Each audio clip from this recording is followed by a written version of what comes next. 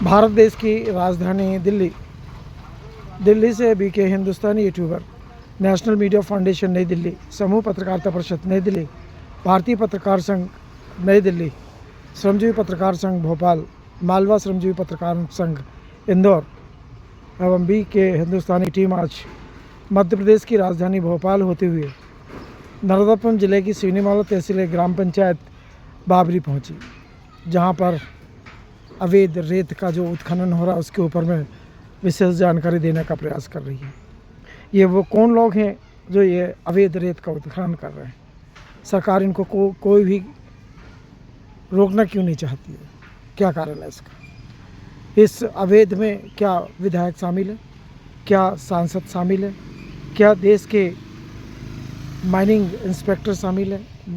क्या कमिश्नर शामिल है? कलेक्टर शामिल है? कौन शामिल है? इसकी विशेष जानकारी आज हमारी बीके हिंदुस्तानी की टीम और सभी संगठनों के जो कैमरे इस समय हमारे साथ चल रहे हैं वो लेने का प्रयास करेंगे।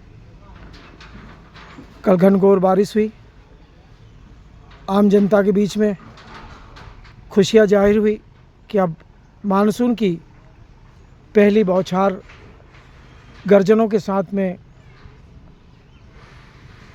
धरती पर पहुंची और गांव की जितनी नालियां हैं उनकी गंदगी लोगों के घर में पहुंची। ये है व्यवस्था मध्य प्रदेश सरकार की, ग्राम पंचायत के सभी जवाबदार लोगों की और मध्य प्रदेश के पंचायत मंत्री की कि वो उनका प्रयास स्वच्छता की ओर रहता नहीं है। केवल इस मंच पे उस मंच पे केवल झूठ बोलने के अलावा उनके पास कुछ भी नहीं है। पंचायत मंत्री से लेकर पंचायत से संबंधित सभी अधिकारी, जनप्रतिनिधि ऐश और आराम की ज़िंदगी जीने में लगे हैं, पर किसी को भी ये नहीं मालूम कि गांव के लोगों को किन किन परेशानियों का सामना करना पड़ रहा है। कहीं पर अवैध दारू बिक रही है, कहीं अवैध रूप से सट्टे का संचालन हो रहा है, कहीं अवैध रूप से रेत का उत्खनन हो रहा है, कहीं पर अवैध रूप से जंगलों की कटाई हो रही है, कहीं अवैध रूप से बहुत से ऐसे काम हो रहे हैं जो गैर कानूनी हैं। बड़ा आश्चर्य का विषय है कि जिस सिवनी मालवा तहसील को दादा हजारीलाल कई वर्षों तक मंत्री स्तर पर, विधायक के स्तर पर संभालते रहे, उनके समय में इतनी गंदगी इस तहसील सिवनी मालवा में नहीं थी। पर इस समय सिवनी मालवा में जो अवैध कार्य चल रहे हैं, जो अवैध धंधे चल रहे हैं, वो कौन करवा रहा है? क्या वर्तमान सरकार के जनप्रतिनिधि या वर्तमान सरकार के कर्मचारी, क्या वर्तमान सरकार के जवाबदार लोग? क्यों? अब देखिए, यह अवैध रेत का उत्खनन कर ट्राली जा रही है, बाकायदा रसीद भी जा रही है, जबकि वो रसीद पूरी तरह फर्जी है।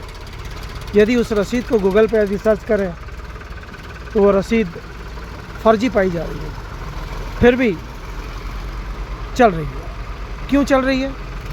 इसका कारण है कि विधायक, सांसद, मंत्री, खनन मंत्री सभी लोग इस जाली रसीद से जुड़े हुए हैं। मैं वरिष्ठ पत्रकार बीके हिंदुस्तानी समय समय पर आपको विशेष जानकारी देने का प्रयास करता हूँ। जिस मंगल भवन पे ये अवैध रसीद बैठकर काट रहे हैं वह भी जनता के पैसे से बनाया गया है, मंगल भवन, जबकि वहाँ पर इनको बैठने का कोई अधिकार नहीं है। सामने ही माँ नर्मदा का दक्षिण तट और उससे लगा हुआ नाव घाट जो दो ज़िलों को आपस में जोड़ता है, जहाँ पर कैमरा चल रहा है वो नर्मदापुरम होशंगाबाद ज़िला, और सामने का जो है वह बाबरी जाजना मट्ठा गांव, थाना रेहटी, ज़िला सीहोर का घाट। वर्तमान में भीमू राठौर इस नाव घाट का संचालन कर रहे हैं।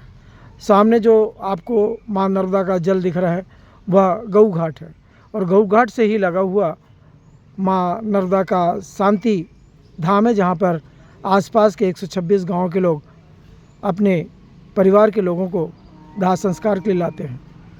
जैसी माँ नर्मदा के घाट से ऊपर चढ़ो, सीधे हाथ पर पंचमुखी दरबार जो रामसेवराम महाराज जी ने अथक प्रयासों से बनाया, और जैसी बाजू से उतरो तो गणेश गौरी जी का स्थान, वह भी आम जनता के धर्म प्रेमियों के पैसे से ही बनाया गया। और तीसरा स्थान केला देवी धाम जो यदुवंशी समाज के और जो रामसेवराम महाराज के अथक प्रयासों से बनाया गया है। और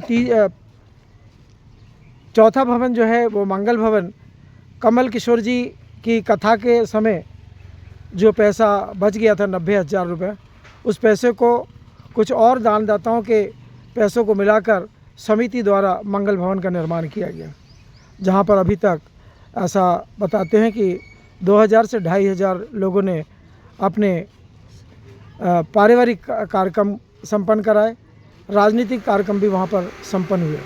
मैं जहां पर खड़ा हूं वह स्वास्थ्य विभाग की बिल्डिंग है। इससे पहले भी यह बिल्डिंग बनी थी, पर मटेरियल और इंजीनियर दोनों फर्जी थे। वह बिल्डिंग किन्हीं कारणों से गिर गई, बाद में उसे यहाँ से हटाना पड़ा। अब नई बिल्डिंग का निर्माण चल रहा है। सामने ही स्वच्छता अभियान के अंतर्गत परिसर है।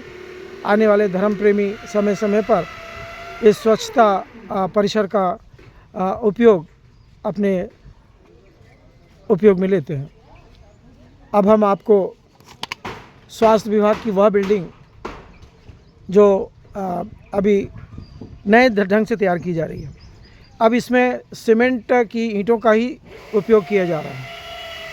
पहले जो बिल्डिंग बनी थी वह बिल्डिंग पूरी तरह ईंट की थी, और सीपेज और ठेकेदार की बदमाशी के कारण, इंजीनियरों की बदमाशी के कारण वह बिल्डिंग गिर गई, और बाद में मजबूरन उस बिल्डिंग को वहाँ से हटाना पड़ा। अब यह नई बिल्डिंग का निर्माण किया गया। इस बिल्डिंग के केवल इस लेवल में लेने के लिए हज़ारों ट्राली इसमें ऊंचा करने के लिए लग चुका है। वर्तमान में यह जो ईंट लगाई जा रही है वो पूरी तरह सीमेंट की ईंट है, और जोड़ भी सीमेंट का है। उम्मीद है कि यह बिल्डिंग कई वर्षों तक साथ देगी और आने वाली सरकार को प्रमाणित होने का मौका देगी। पास में ही बुजुर्गों का वह पेड़ इमली का, जहाँ बच्चे झूल रहे हैं और अपने बचपन का आनंद ले रहे हैं।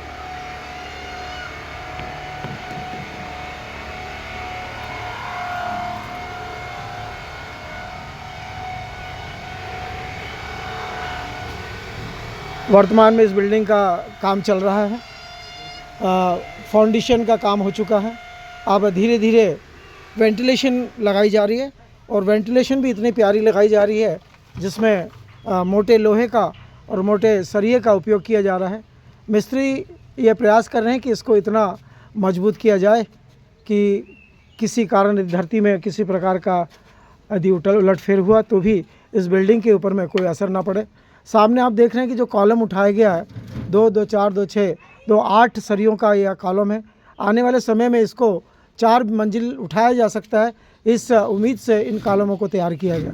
मैं वरिष्ठ पत्रकार BK हिंदुस्तानी आज के इस विशेष पेज में आपको ग्राम बाबरी में चल रहे निर्माण कार्यों के बारे में और गांव की एजेंसियों ने जहां जहां गलती की है उसको भी हम सरकार तक पहुंचाने का प्रयास करेंगे। छोटे छोटे नन्हे मुन्ने बच्चे इस समय झूले का आनंद ले रहे हैं, और हम भी ये प्रयास कर रहे हैं कि गांव के एक एक पल को आप तक पहुंचाने का प्रयास कर रहे हैं। कुछ ही देर पहले हमने कुछ लोगों को याद किया था जो इस गांव के बुज़ुर्ग हैं। सामने ही रामफल यदुवंशी जी जा रहे हैं। वह इस गांव के प्रथम पोस्टमैन हैं। जब पोस्ट ऑफिस की प्रक्रिया चालू हुई तो इस बाबरी गांव के फर्स्ट पोस्टमैन, पोस्टमास्टर की पोस्टिंग तो बाद में हुई। सबसे पहले घर घर चिट्ठियां बांटने वाले डाकिये की स्तर पे पोस्टिंग हुई। उस समय सरकार साइकिल और एक बल्लम दिया करती थी। जब ये गांव-गांव चिट्ठियां बांटने जाते थे तो सरकार की तरफ से साइकिल और बल्लम दिया गया था। कुछ बुज़ुर्गों ने बताया है कि उस ज़माने में लोग चिट्ठी का बड़ा इंतज़ार करते थे। अब चूँकि मोबाइल का ज़माना आ गया है, हर परिवार अपने परिवारों से हर शाम या सुबह या दोपहर को फुर्सतों के दरमियान याद कर लेते हैं। जिस ज़माने की हम कुछ देर पहले चर्चा कर रहे थे, उस ज़माने में संसाधन बहुत कम थे और उन संसाधनों की कमी, देखिए माँ नर्मदा का वे स्पर्श कर रहे हैं, शंकर भगवान के मंदिर का, नर्मदा मंदिर का। ये संस्कार है उनके बुज़ुर्गों के, जो अभी तक वो करते आ रहे हैं और जिन्होंने भी अपने बुज़ुर्गों के सम्मान का संस्कार का सम्मान किया, आज उनकी स्थिति बहुत ही सुंदर है। संबंधित रामफल जी की पत्नी का कुछ दिन पहले स्वर्गवास हो गया। इस समय उनके पुत्र संतोष यदुवंशी, सुक्का यदुवंशी, सुनील यदुवंशी और भी परिवार के अन्य सदस्य सब पवित्र अमृतकार में लगे हुए हैं। मैं वरिष्ठ पत्रकार बीके हिंदुस्तानी माँ नर्मदा के इस पावन तट से और इस माँ नर्मदा के इस पावन मंदिर से, नवनिर्मित भवन से आप सभी लोगों को आने वाले मौसम की शुभकामनाएं देता हूं और उम्मीद करता हूं कि आप सभी इस आने वाले मौसम का आनंद लेंगे। इन्हीं शब्दों के साथ में माँ नर्मदा को चरण स्पर्श करते हुए जय हिंद, जय भारत।